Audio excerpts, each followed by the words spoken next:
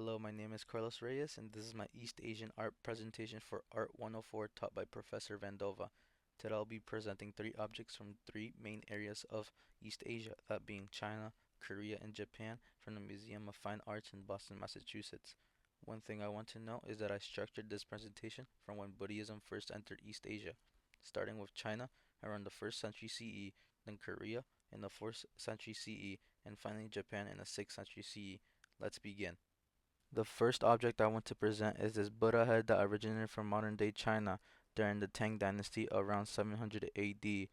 This object is a rock cut made from sandstone and features an Ushnisha and an Urna. The Urna is a tuft of hair and is faintly visible on the forehead. The Urna is one of 32 major marks of enlightened beings. The Ushnisha is a massive bump on the Buddha's head and also serves as one of 32 marks of enlightened beings. You will most likely see these marks on almost every Buddhist statue ever made. This Buddha is most likely Shakyamuni, the historical Buddha, or another Buddha relating to Mahayana Buddhism, which recognizes many bodhisattvas, beings on the path of enlightenment, and Buddhas, enlightened beings. Here's a picture of me and my friend the Buddha head side by side. The next object I want to present is this Buddha medicine figure from modern day Korea from the Unified Siam during the 8th century. This Buddha figure is made of gilt bronze and doing the gesture of do not be afraid and a pot in the other hand. As you can see, the Ushnisha and the Urna are present. One thing I like to add is that the gilt bronze is another mark of enlightened being, as it is said that Shakyamuni as well as other Buddhas had a golden skin. The name Medicine Buddha is interesting because it may relate to Mahayana Buddhism, who worship many Buddhas and Bodhisattvas.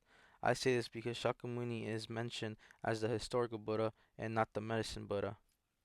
Moving on to my final object, I have this Bodhisattva statue from Japan during the Kamakura period around the 13th century CE. This statue is made from Japanese cypress wood with gold and inlaid crystal. One way you can distinguish Buddhas from Bodhisattvas is if you can see jewelry on them or crowns.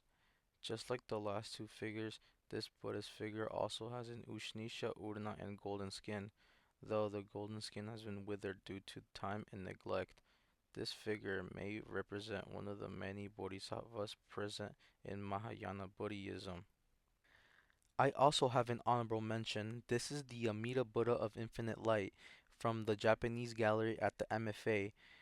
This piece was made in the Edo period in 1737.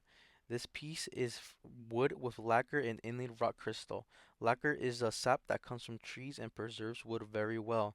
This Buddha is an example of Mahayana Buddhism in which they worship many bodhisattvas and Buddhas, such as the historical Buddha, Shakyamuni, and the Buddha here, Amida, who plays a central role in his Pure Land. Amida is often sat on a lotus petal as featured in the picture, and his bodhisattva attendants. One of the bodhisattva attendants is particularly important as they are extremely popular with the practitioners of Mahayana Buddhism. This bodhisattva, Guanyin, as in his Chinese name, or how they call him in Japan, Kannon, he is featured on the right in the picture next to Buddha Amida. Well, that is all for my presentation. I hope you enjoyed the objects I talked about here. Here are some other objects I viewed while on tour in the Museum of Fine Arts, such as the tomb figure in the Chinese gallery, translated vase in the Korean gallery, and my honorable mention, Amida Buddha of Infinite Light in the Japanese gallery. Thank you, and I hope you enjoyed.